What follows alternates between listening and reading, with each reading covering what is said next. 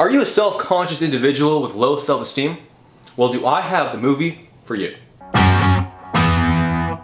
Welcome to Movies with James 2.0. Today we are talking about I Feel Pretty, the newest Amy Schumer movie that people, mainly women, are going nuts about on social media, despite critics not loving it. Now I know, looking at me, you're expecting me to ream this movie, but I actually really liked it. The whole concept of the movie is actually really genius. It's like a reverse, non-mystical version of Shallow Hal. I still have some minor issues with the movie, but overall, it's a killer film. And I'm not even a fan of Amy Schumer, but as far as her movies go, not her stand-up, she's a beast. Trainwreck completely exceeded my expectations. I Feel Pretty blew my expectations out of the water, and Snatched, well. So the movie is written and directed by Abby Cohen and Mark Silverstein, who have really done nothing else besides this, so we'll stop talking about them now. It of course stars Amy Schumer, who I actually thought wrote and directed it, but now that I know better, minus 10 points to Schumer. It also stars Michelle Williams, Rory Scovel, Aidy Bryant, Busy Phillips, Tom Hopper, Naomi Campbell, Lauren Hutton. Oh, and of course Emily Ratajkowski. You know, that one girl from the Robin Thicke music video about borderline rape.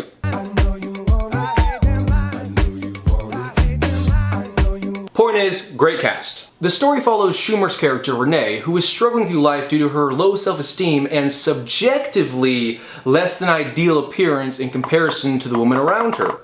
All Renee wants in her life is to be a drop-dead 10 out of 10 hottie, and luckily her dream comes true when one day she eats shit on a SoulCycle bike and wakes up with the delusion that she is in fact a drop-dead HB10.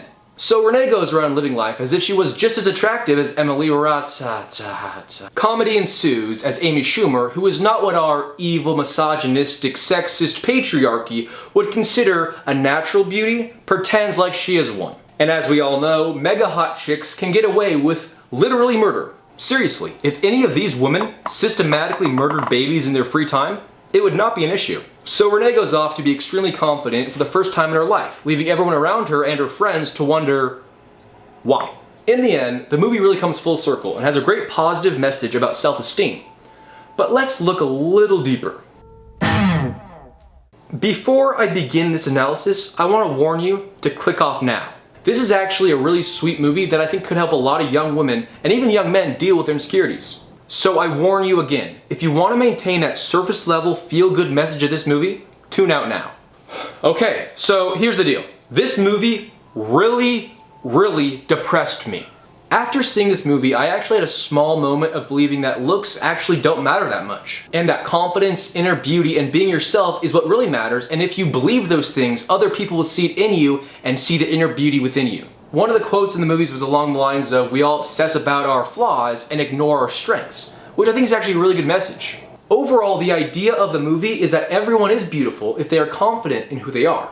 Awesome. Love it. But the whole concept of the movie is predicated on the fact that looks really matter. I mean, you know whose character in the movie talks about being invited on yachts in Italy and gets hit on at Target, not because she's confident with who she is, but because of the other two reasons. Yes, Amy does become more happy and successful in her life because of her newfound confidence, but people are still assholes to her because of the way she looks. And the same goes for the guys in the movie. There's some fat hacker in the movie who's portrayed as being some masturbating loser, and then there's this 6'10" dick slinger who's portrayed as some guy who goes around banging Brazilian models. Not to mention the good-looking guy in the movie is a billionaire, but I'm not gonna even get into the fact that men have to deal with looks and money. But hey, maybe someone should make a spin-off movie for guys called I Feel Rich. The main takeaway I got from this movie is that there's a scale to life. The scale goes like this. It's best to be banging. Worse to be a troll. Not saying Amy's a troll, just an example. So it's worse to be a troll who believes they're a troll. But it's better to be a troll who thinks they're banging. It's still better to be banging, but it's better to believe you're banging than to believe you're a troll. I guess the idea is some form of neuro-linguistic programming / self-hypnosis that would allow a troll to completely and totally accept the belief that they are in fact banging. Which, philosophically speaking, would in fact make the troll banging, being that reality is technically just a construct of your own beliefs. However, the whole idea kind of falls apart because mirrors exist. But no matter how you look, I guess it's best to be confident because you can't change the way you physically appear. Well, except for diet and exercise. So I guess maybe Amy's character in the movie should have tried to clean up her horrendous diet, but I guess the idea of the movie is to say you don't have to change your diet to appease others, but you could if that was an issue. You don't have to, but you could. Okay, final takeaway. Be confident with who you are, but also eat healthy, or just do some intermittent fasting or something. Alright, time to rate this movie. It's gonna get a 84. Here's the criteria and the ratings in each category. You can pause and look at that and complain in the comments. I'm all cool with that. 84, that's a pretty good score. I think critics were hard on this movie. It's a fun and creative movie that I think will actually help a lot of people deal with their insecurities.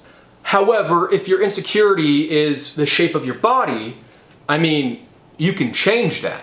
It's very easy to do. I mean, bodybuilders do it. If a bodybuilder can do it, you can do it. I mean, they're idiots.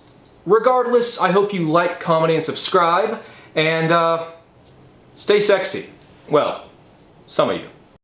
But I'm just very upset right now, so I'm gonna go ahead and go. But I'm not gonna stop yelling, because then that'll mean I lost the fight.